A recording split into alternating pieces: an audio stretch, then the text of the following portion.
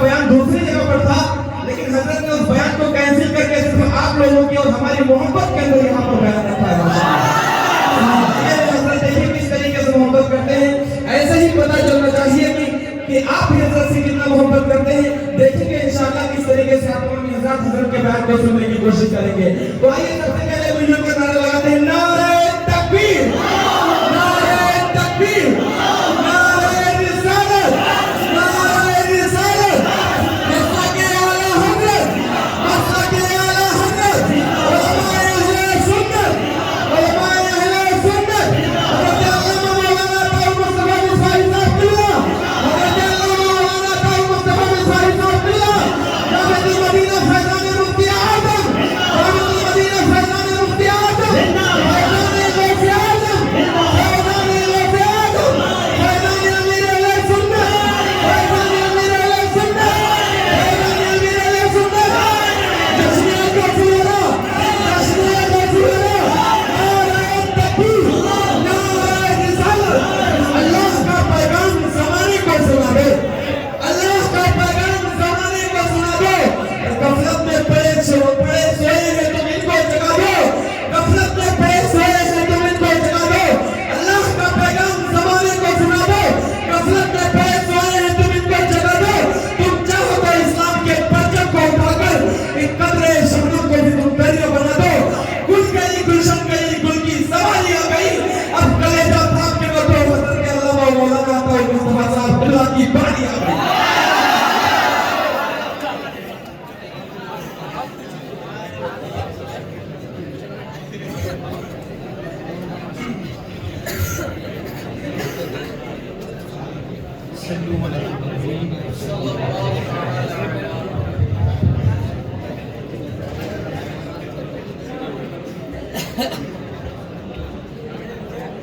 ماشاءاللہ ہمارے اسٹیج کی رونق اجلہ، معتبر، مستند اور قوم ملت کے عظیم رہنما ہمارے اساتذہ کرام ہیں، جو یقیناً قوم کا اثاثہ ہے۔ اصل محنتیں تو اساتذہ کی ہوتی ہیں اور ساری داد خطیب لوٹ کر لیتا ہے، ایسا ہوتا ہے، لیکن اصل میں جو محنت کرنے والے ہوتے ہیں وہ یہ جو آپ دائیں بائیں طرف اساتذہ کرام جو معمار قوم ملت ہیں، قوم ملت کی تعمیر کرنے والے ہیں، اصل تو ان سب کا حصہ ہے۔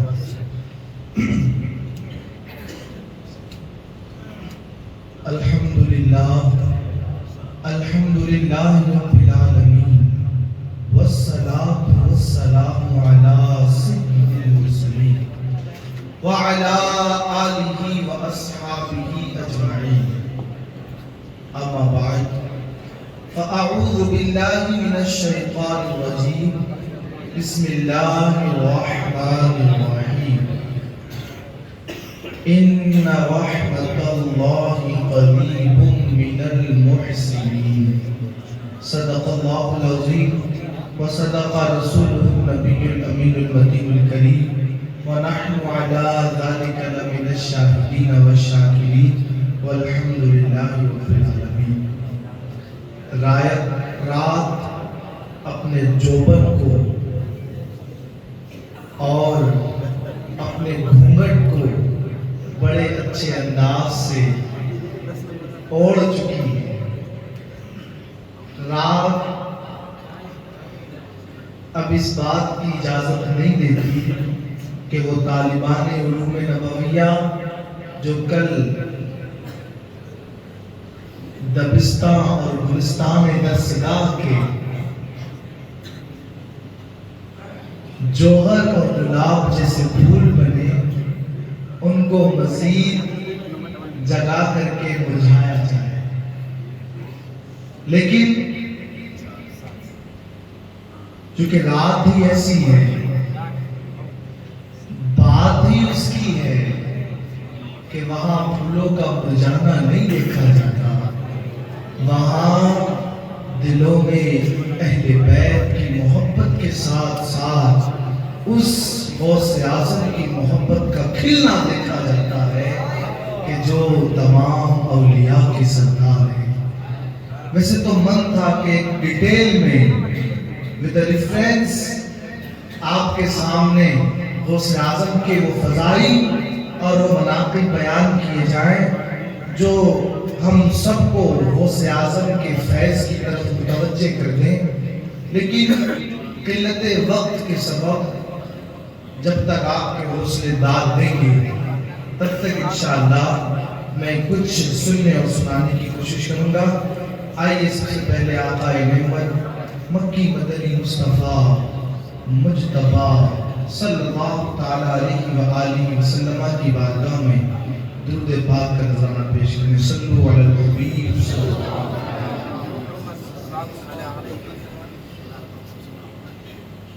حضور غوث اعظم آج کی رات کے تعلق سے شیخ محقق حضرت علامہ شیخ عبدالحق محدث دہلوی کہتے ہیں کہ غوث اعظم فرماتے ہیں کہ جو غوث اعظم کا نام لیوا ہوتا ہے نا، غوث اعظم نے فرمایا میرا نام اس کی تاثیر یہ ہے، یہ نام اسی زبان پر جاری ہوتا ہے جس پر میں جاؤں گا۔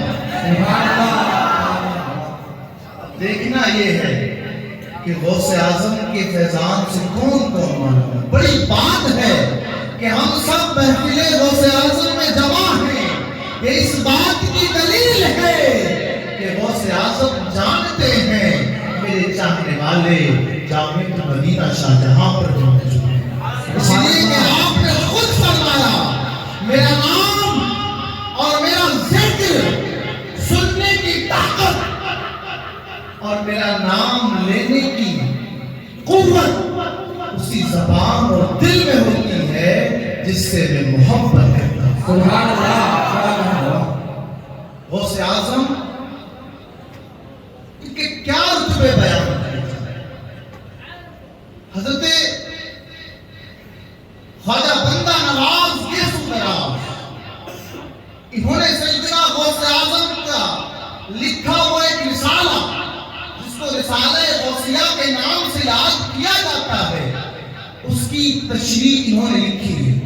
رسالہ غوثیہ وہ مالکۃ الاعلیٰ رسالہ ہے کہ جس میں ڈائریکٹ 108 ٹائمز 108 مرتبہ ڈائریکٹ رب تبارک و تعالیٰ نے غوث اعظم سے بذریعہ الہام کلام فرمایا۔ نعرہ تکبیر، نعرہ تکبیر، نعرہ رسالت۔ اسی طریقے سے آپ تمام حضرات اگر نعرہ لگائیں گے تو شاید حضرت تھوڑی ہی دیر بول کر کے اور چلے جائیں۔ آپ کو بتانا یہ ہے کہ ساری دنیا کو نیند آ گئی ہے، ان کا دیوانہ بیدار ہے۔ کیسا بدل کے سبحان اللہ۔ نعرہ بالکل زور سے لگائیں، انشاءاللہ پتہ چلے حضرت کو یہاں پر سننے کے لیے تیار ہے۔ نعرہ تکبیر، نعرہ تکبیر، نعرہ رسالت، نعرہ رسالت، مسلک اعلیٰ حضرت، مسلک اعلیٰ حضرت، فیضان غوث اعظم، فیضان غوث اعظم، فیضان امیر اہل سنت، فیضان امیر اہل سنت، حضرت علامہ مولانا طاہر مسلم اسماعیل صاحب عبداللہ، حضرت علامہ مولانا طاہر مسلم اسماعیل صاحب عبداللہ، نعرہ تکبیر، نعرہ رسالت۔ اس رسالے کے اندر بڑی پوائنٹ کی بات آپ فرماتے ہیں 108 مرتبہ رب تبارک و تعالیٰ نے ڈائریکٹ بذریعہ الہام غوث اعظم سے کلام فرمایا، اور کلام کرنے کا انداز کیا تھا، کلام کس طرح کیا جاتا تھا۔ آج سنیں جن کو لفظ غوث کہنے سے اعتراض ہوتا ہے، وہ بھی آج اپنے دل کے دریچوں کو کھول کر سنیں۔ آپ فرماتے ہیں کہ رب تبارک و تعالیٰ جب غوث اعظم سے کلام فرماتا اور خطاب کیا جاتا تو یا شیخ عبد القادر جیلانی کہہ کر اب نہ پکارتا، یا محی الدین کہہ کر نہیں پکارا جاتا، یا قطب الدین کہہ کر نہیں پکارا جاتا،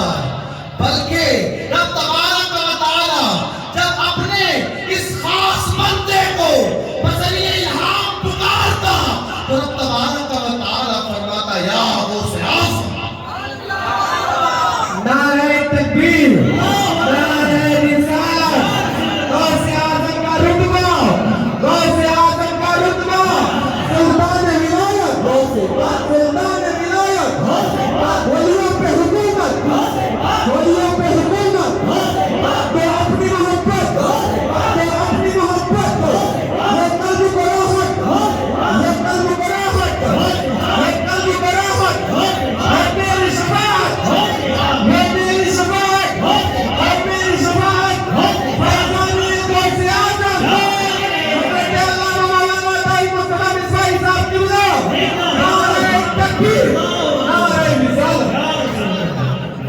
जब इस वाक़े को, इस रिसाले को, इसकी तशरीह को, इसकी इस इबारत को भारत की सरजमीन पर हुकूमत करने वाले ख्वाजा गरीब नवाज ने पढ़ा ना, तो आपकी ज़बान से बेसाख्ता ये शेर निकला, या गौसे मुअज़्ज़म नूरे खुदा, या गौसे मुअज़्ज़म नूरे खुदा, मुख्तार नबी मुख्तार खुदा, ये वो अजीम हस्ती हैं सैयदना गौसे आज़म रज़ी अल्लाह तआला अन्हु। इनका क्या क्या मैं तज़किरा सुनाऊं। गौसियत का मकाम जो आपको मिला, जिसको गौसियत कुबरा के नाम से याद किया जाता है, ये सबसे पहले इस मकाम पर फाइज होने वाली शख्सियत का नाम सय्यद-ए कायनात, मखदूम-ए कायनात, जान मुस्तफा, आन मुस्तफा, शान मुस्तफा, जिगर गोशे मुस्तफा, बतूल जन्नत सय्यदना फातिमा ज़हरा रज़ी अल्लाह तआला अन्हा। इस मर्तबे पर फाइज होने वाले हजरत फातिमा ज़हरा के बाद हजरत इमाम हसन, उनके बाद हजरत इमाम हुसैन, उनके बाद हजरत इमाम अली है, उनके बाद हजरत इमाम ज़ैनुल आबिदीन है, उनके बाद हजरत इमाम तकी है, उनके बाद हजरत इमाम नकी है, उनके बाद हजरत इमाम जवाद है, उनके बाद सिलसिला चलता जाता है और सिलसिला पहुंचता है इमाम हसन अस्करी पर। इमाम हसन अस्करी के बाद इस गौसियत पर फाइज होने वाली जात का नाम गौसे आज़म है। आका करीम सल्लल्लाहु ताला अलैहि वसल्लम इरशाद फरमाते हैं, बात यूं थी, एक मर्तबा मदीने के दाता नबी अकरम सल्लल्लाहु ताला अलैहि वसल्लम हुजरे आयशा में तशरीफ लाते हैं। आका करीम हजरत आयशा के हुजरे में दाखिल होते हैं। हजरत आयशा से फरमाते हैं, आयशा सुनो, मैं आज फातिमा के घर जा रहा हूँ, लेकिन फातिमा के घर जाने का एक खास मकसद है। चुनांचे आप हुजरे आयशा से निकलते हैं, हजरत फातिमा के काशाने में आते हैं। जब कभी आका करीम काशाने फातिमा में आते, आने की शान ये होती कि सबसे पहले इमाम हुसैन को अपने सीने से लगा लेते। लेकिन इस मर्तबा जब आका करीम दाखिल हुए काशाने फातिमा में, तो इमाम हुसैन आगे बढ़े ये सोच करके कि मामूल के मुताबिक इमाम हुसैन को आका करीम अपने सीने से लगाएंगे, उनकी जुल्फों को बोसा देंगे, उनकी पेशानी को चूमेंगे, उनके लबों को अपने लब से टच करेंगे। लेकिन खिलाफ मामूल बात ये वाक़ई हुई, आका करीम ने उस लम्हे के लिए, एक लफ्ज़ के लिए हजरत इमाम हुसैन को नजरअंदाज कर दिया। आका आगे बढ़े, अंदर जा करके इमाम हसन को उठाया। उठाने के बाद आका करीम ने इमाम हसन की पेशानी को चूमा, दूसरी मर्तबा इमाम हसन के सीने को चूमा, तीसरी मर्तबा इमाम हसन के लबों को बोसा दिया। आका करीम सल्लल्लाहु ताला अलैहि वसल्लम ने बड़ा अजीब सा मोहब्बत का अनवेला अनोखा अंदाज अपनाया। फातिमा ज़हरा रज़ी अल्लाह ताला अन्हा ये सारा माजरा देख रही है, लेकिन दिल में ख्याल आया, कभी आका करीम के चेहरे को देखती है, कभी इमाम हुसैन के रुख़ अनवर की ज़ियारत करती है। سے پہلے سینے سے انہیں لگاتے. لیکن اس بار خلاف واقعہ بات تھی حضرت فاطمہ ابھی یہ بات سوچ رہی تھی آخر معاملہ کیا ہے. آج آقا کریم نے سب سے پہلے امام حسن کو کیوں چنا, خلاف معمول بات کیوں واقع ہوئی. ابھی دل میں حضرت فاطمہ کا یہ خیال آتا تھا اور وہ مصطفیٰ جو ہر بات جانتے ہیں آقا کریم کا لبوں کو ہلانا تھا. آقا کریم فرمانے لگے فاطمہ میں بتاؤں گا تو دل میں تو نے سوچا ہے نا اس پہ گھبرا مت. سنو بات یہ ہے کہ ابھی ابھی جبریل میرے پاس آئے تھے. جبریل نے مجھے بتایا تھا کہ یوں تو میں جب بھی آتا ہوں نا امام حسین کو چومتا ہوں. وجہ یہ ہے کہ وہ چھوٹے ہیں, وجہ یہ ہے کہ وہ چھوٹے ہیں, ساتھ ہی میں یہ وہ نواسا ہے جو کربلا کے میدان میں میرے دین کو زندہ کرے گا. لیکن آج خلاف معمول بات یہ ہوئی کہ مجھے ابھی جبریل نے آ کر کے بتایا کہ وہ جملہ ہے کہ جملہ سن کر کے یقیناً عاشقان غوث اعظم مچل اٹھیں گے. آقا کریم فرماتے ہیں امام حسن کو چومنے کا مطلب یوں تھا کہ جبریل سدرہ سے آئے. آنے کے بعد جبریل نے بتایا اے آقا, اے ماما, اے ملجا, رب تبارک و تعالیٰ کی طرف سے پیغام یہ آیا ہے کہ تمہارا جو نواسا ہے حسن اس کی اولاد میں ایک ایسا ولی پیدا ہوگا جس کو مقام ولایت میں وہ مرتبہ دیا جائے گا جو نبوت میں تمہیں ملا.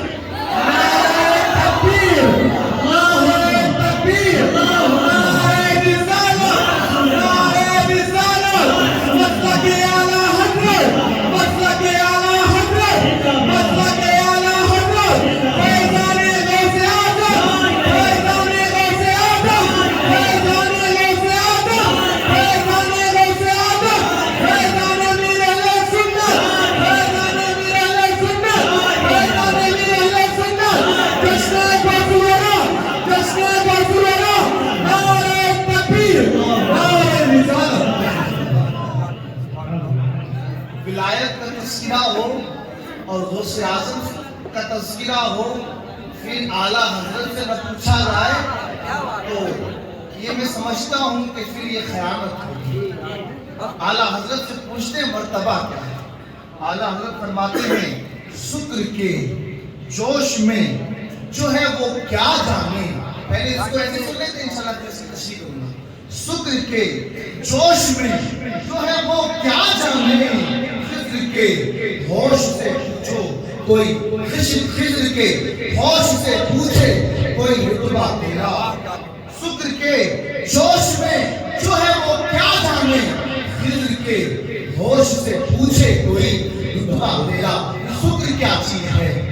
حضرت جنید بغدادی سید الطائفہ فرماتے ہیں جو ولایت کے مقام ہوتے ہیں نا ان کی 100 قسمیں ہوا کرتی ہیں. کتنی ہوتی ہیں؟ 100 قسمیں. اور اعلیٰ حضرت نے ان 100 کو 28 کے اندر جمع کیا. اس کے اندر جمع کیا ہے؟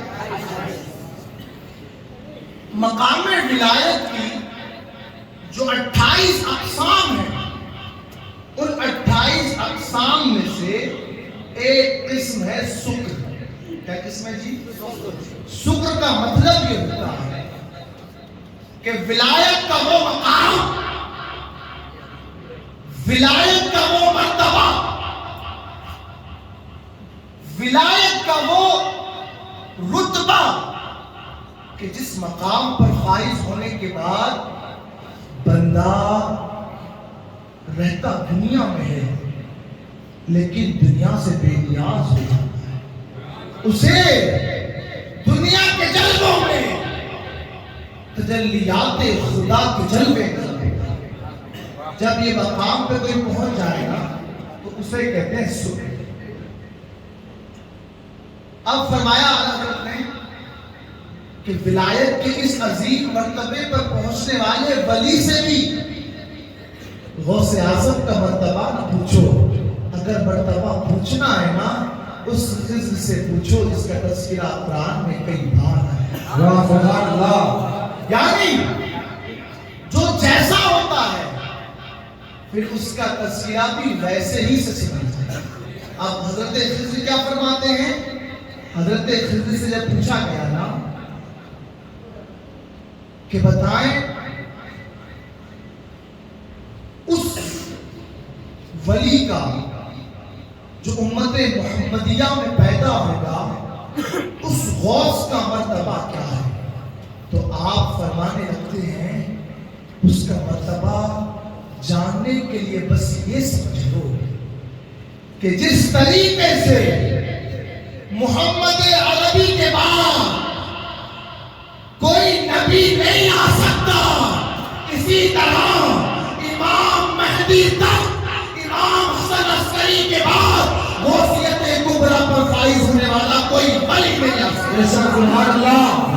مانے لگے صرف امت محمدیہ کے اولیاء نہیں بلکہ حضرت آدم سے لے کر مصطفیٰ تک جتنے بھی نبی تشریف لائے ان تمام انبیاء کی امتوں میں کوئی ایسا ولی نہیں تھا جو ولی غوث اعظم۔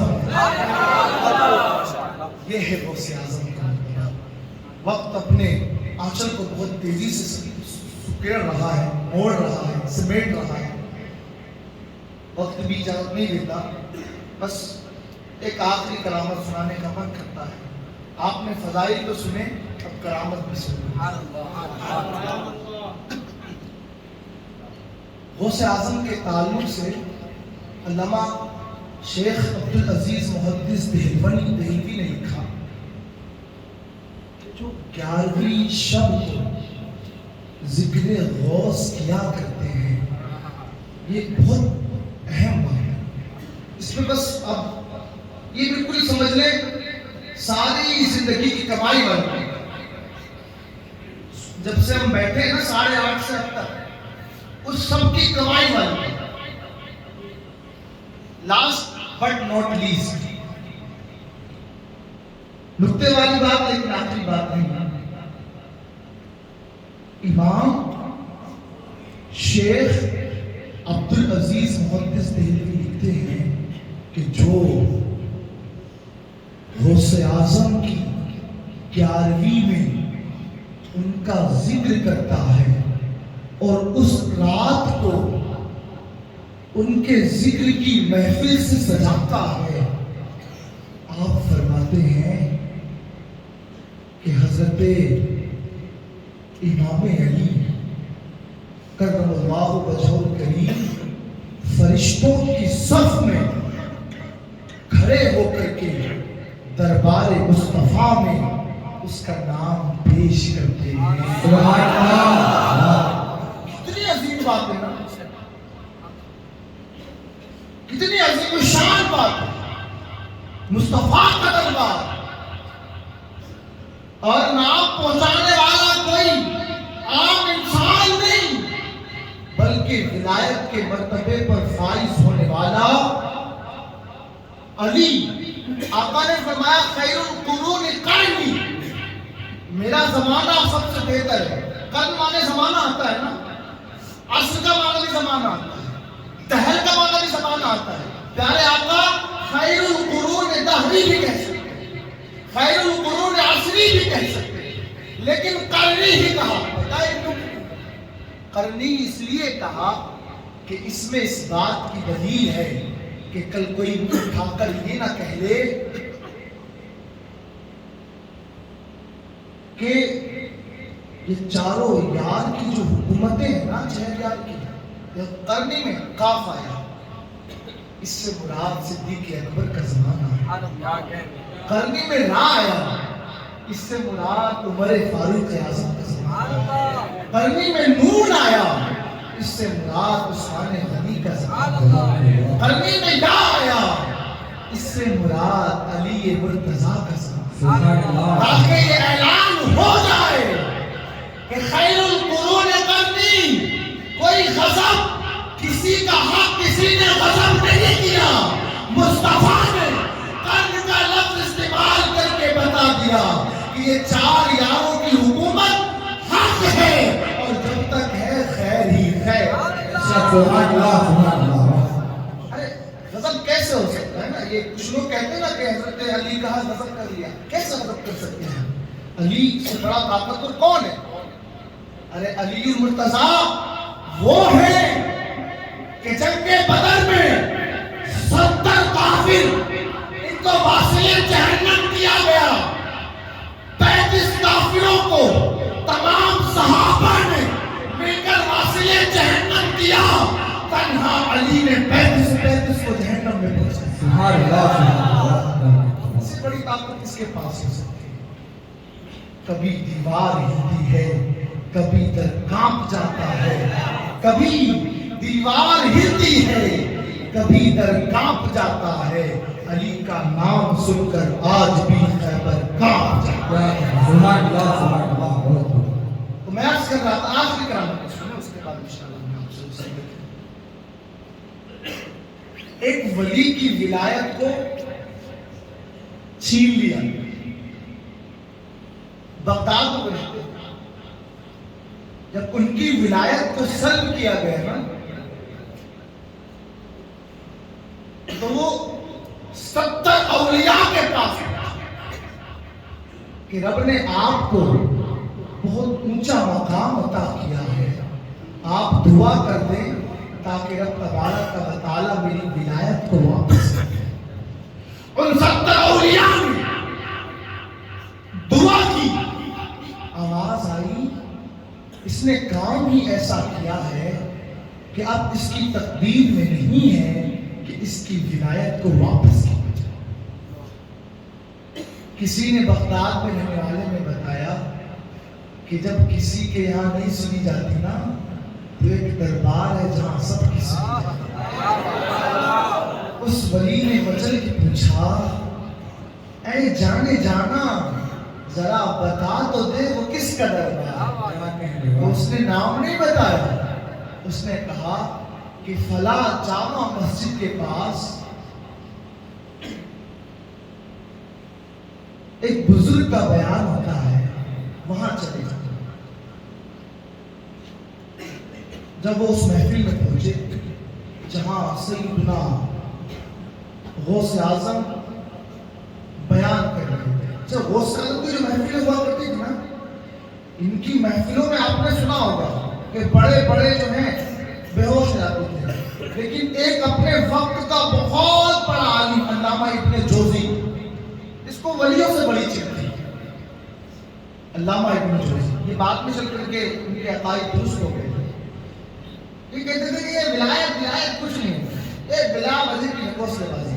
ایک غوث اعظم کا مرید ان کا شاگرد تھا، کہا حضرت میرے پیر کے پاس چلیے، ولایت کے سارے طبق روشن ہو جائیں گے۔ یہ پہنچ گئے، حضرت غوث اعظم نے قرآن کی ایک آیت پڑھی اور اس کے بعد تفسیر بیان کی گئی، ایک تفسیر بیان کی، ایک آیت کی، 12 تفسیر بیان کی۔ اس شاگرد نے پوچھا علامہ ابن جوزی سے کہ آپ کو یہ تفسیر آتی تھی؟ کہاں یہ 12 تو مجھے آتی ہے۔ تو غوث اعظم نے جب 13 بیان کی تو شاگرد نے پوچھا کہ یہ 13 تفسیر آپ کی کیوں نہیں آتی؟ 13 نہیں آتی۔ یہاں تک کہ غوث اعظم نے ایک آیت کی 40 تفسیریں دی۔ سبحان اللہ، سبحان اللہ۔ جب 40 کی تفسیر اس نے سنی نا علامہ ابن جوزی نے، تو آپ کانپنے لگے اور آپ کی رگیں بھڑبڑانے لگی۔ آپ کے بدن مبارک پر جو لباس تھا ایسا لگتا تھا کہ وہ لباس پھٹ جائے گا، اتنا سینہ دھڑکا ہوتا تھا۔ لیکن پھر دیکھیں ہوا کیا، 40 تفاسیر بیان کرنے کے بعد غوث اعظم نے فرمایا یہ تو تفسیر مقالی تھی، اب آؤ تفسیر حالی کی۔ تفسیر مقالی کہتے ہیں کہ بتانا اس آیت کا معنی یہ ہوتا ہے، اور تفسیر حالی کہتے ہیں کہ اگر قرآن کی آیت ہے جنات عدن تجری تحتہا الانہار، اگر قرآن کی آیت ہے کہ جنات عدن جس کے نیچے نہریں جاری ہیں، تو اس کا معنی بتا دینا یہ تفسیر مقال ہے، اور جنت میں نہروں کو چلتا ہوا ماتھے کی آنکھوں سے دکھا دینا یہ تفسیر مقال ہے۔ سبحان اللہ، سبحان اللہ۔ کہ چلو اب تفسیر مقال سے نکلو اور تفسیر حال کی طرف چلے۔ جب 45 تفسیر مقال بیان کرنے کے بعد غوث اعظم نے اس آیت پاک کی تفسیر حال کو بیان کرنا شروع کیا. تفسیر حال کا ابھی پہلا مرتبہ بیان کیا تھا ابن جوزی کا لباس جبہ مبارک پھٹ گیا اور ابن جوزی وہیں پر بے ہوش ہو گئے اور جب اٹھے نا تو پھر وہ بھی یہ کہنے پر مجبور ہو گئے واہ کیا مرتبہ.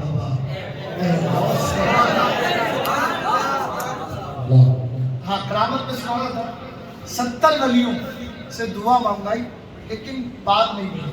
غوث اعظم کی محفل میں پہنچ گئے. جب غوث اعظم کی محفل میں پہنچے نا کہا حضور دعا کر دیجیے. آپ نے دعا فرمائی مولا ولایت واپس کر. آواز آئی عبد القادر اب اس کی تقدیر میں ولایت واپس لوٹنا نہیں ہے. اب واپس ولایت نہیں مل سکتی. آپ نے پھر دعا کی مولا تقدیر واپس ولایت واپس کر دے. آواز آئی عبد القادر تقدیر میں ولایت کا لوٹنا نہیں ہے. اب ولایت نہیں مل سکتی. آپ نے سامنے بیٹھے ہوئے اس ولی سے کہہ دیا اب ولایت نہیں مل سکتی کیونکہ تقدیر میں لوٹنا لکھا ہی نہیں. وہ ولی بھی دیکھیں مانگنے کا انداز ہونا تو پھر ملا. آج بھی اگر ان اولیاء کے پاس جاؤ اور آنکھیں نہ ہونا تو پھر یہ دے دیتے تو وہ اس ولی کی آنکھوں میں آنسو چہرہ پراگندہ رو کر کے عرض کیا حضور اگر تقدیر میں لکھا ہوگا تو آپ کے در پہ آتا کیوں؟ مجھے تو وہ مل نہیں تھا. تقدیر میں نہیں لکھا ہے تبھی آیا. حضور غوث اعظم نے پھر دعا کی مولا ولایت واپس کر دے. آواز آئی ولایت واپس نہیں ہو سکتی. 70 ولیوں نے دعا مانگی تب اس کی ولایت واپس نہ ہوئی. تیری ایک دعا سے واپس کر دی.